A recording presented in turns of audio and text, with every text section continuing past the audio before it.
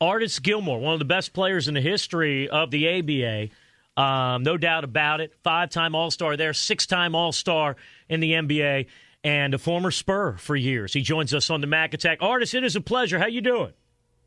Good morning, Jim and Chris.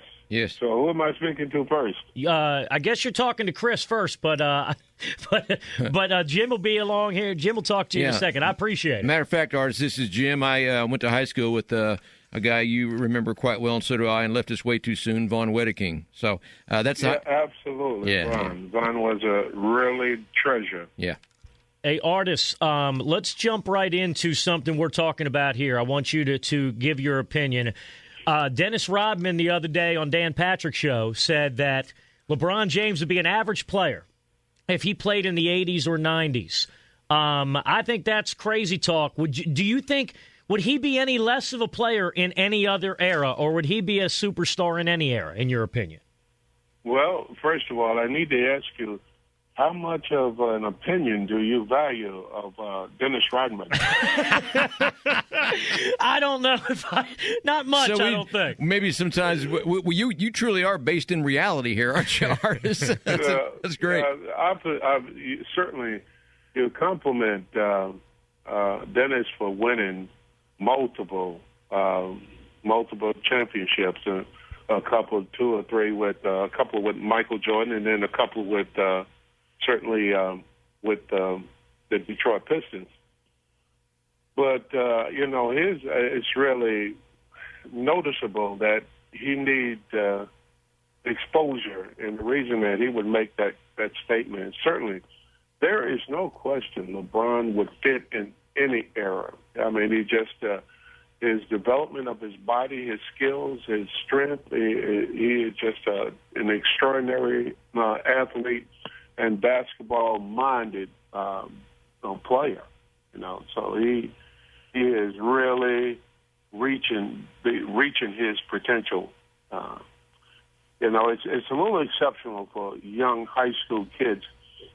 Well, you speak of Kobe Bryant. Many of the guys who move directly from high school to the next level, there's no question they experience a transition period before they have become the stars and the great athletes or players that they are today.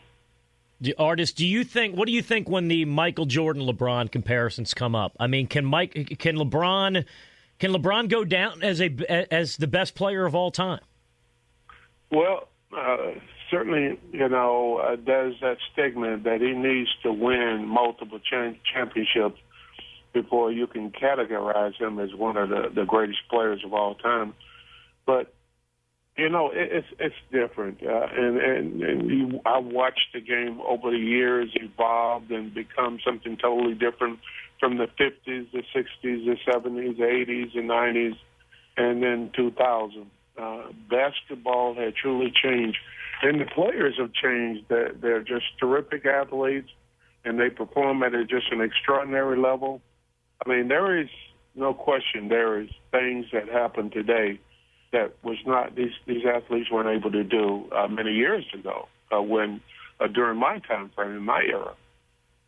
Artis, Mike Jaminski comes in here to the studio frequently, and he laments, we get to talk off the air, he laments the passing away, I guess, of the big men in basketball. There are a few of them still out there, but is that just the way it's going to have to stay in the NBA? Is you can count on one hand, maybe two hands if you try real hard, the great big men. Is that position being phased out? Well, guys, I tell you, if you look back over the years, there's been somewhat of an evolution of the big men.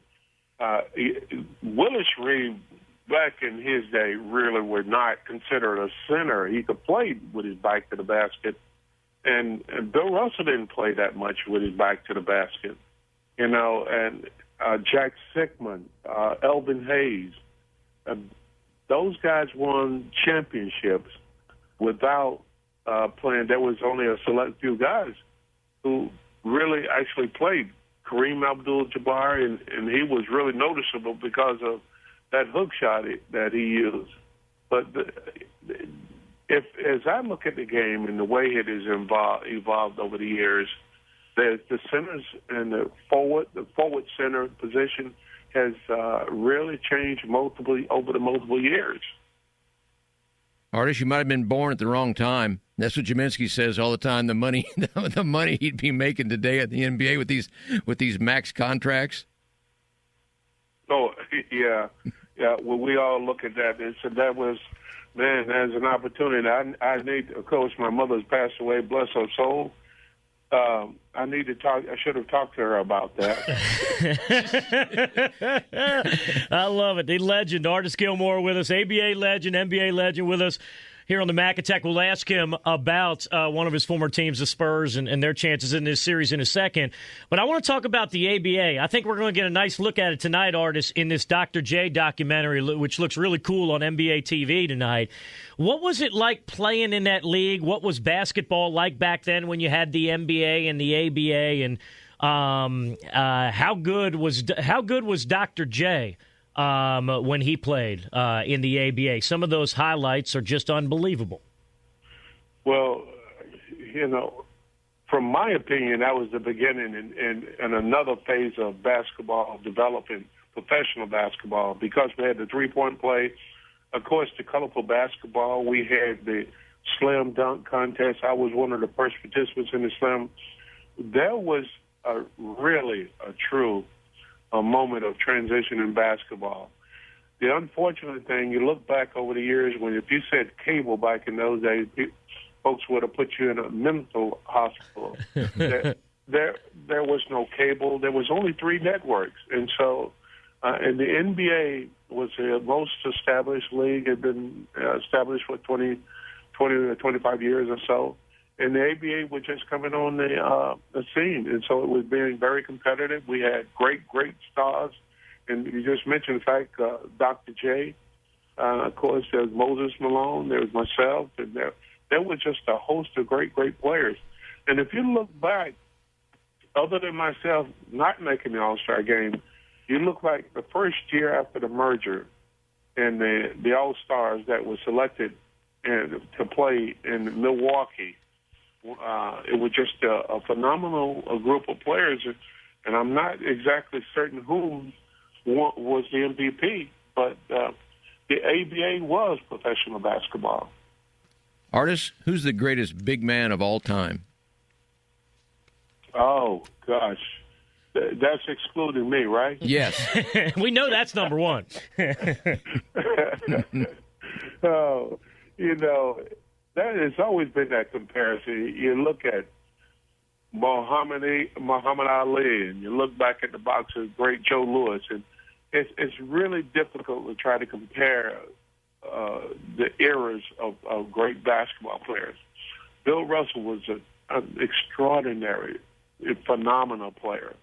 And look at Wilt Chamberlain. He was just unbelievable, the things that he was able to do in his era and time. And then you look at Kareem Abdul-Jabbar, and the evolution of phase of the game that he was able to change. In fact, Wilt Chamberlain, he was not a good foul shooter, so he would take that running start from the foul line and just roll up and lay it over the rim. And he was, 100% successful. So they had to change the rules. They widened the lane because of Wilt Chamberlain. It was just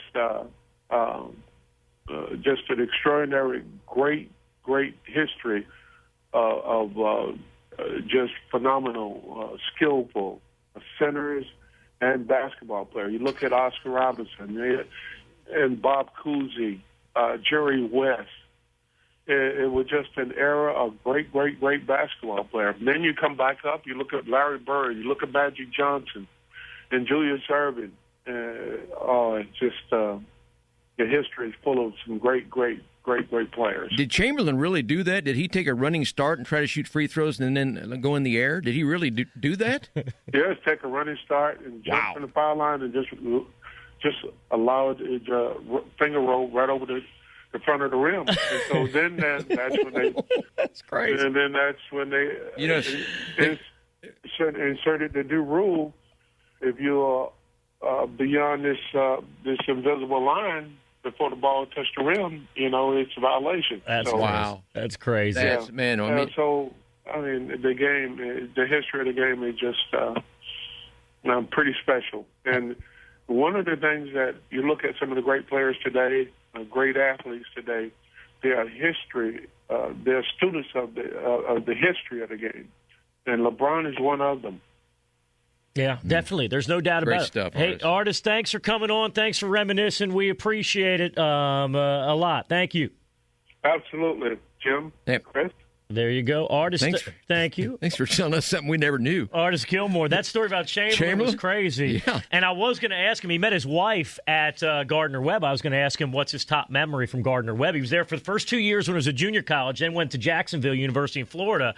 And I wanted to see if he mentioned his wife. He said that's the number one highlight. We didn't have time because he told that story's crazy about Chamberlain. And Boney, I think you told us his wife's name is Enola Gay, correct? Enola Gay.